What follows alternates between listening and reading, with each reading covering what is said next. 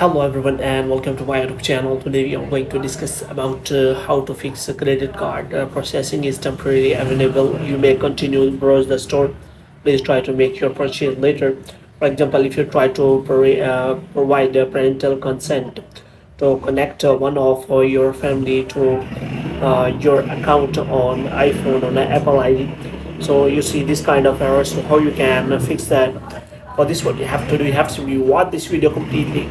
So without wasting any time, let's start the video. So first of all, you have to close this page, and after closing the page, you have to make sure that you are connected to a proper Wi-Fi or internet connection.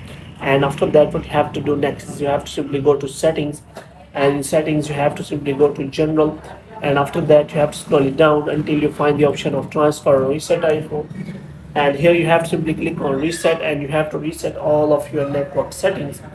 And after resetting all of your network settings, you have to simply go back.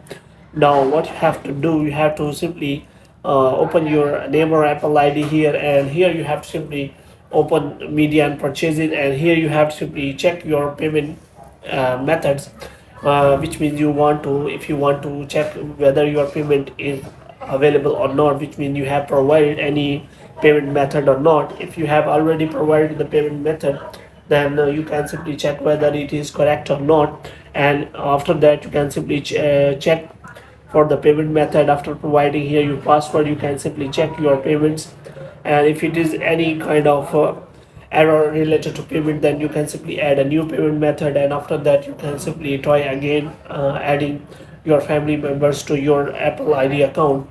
And after that, what you have to do next is you have to simply go to the App Store, and in App Store you have to simply try to purchase from that family members or iPhone. And after that you have to simply check whether they are available to purchase anything on App Store or not, which means they are connected to your account or not.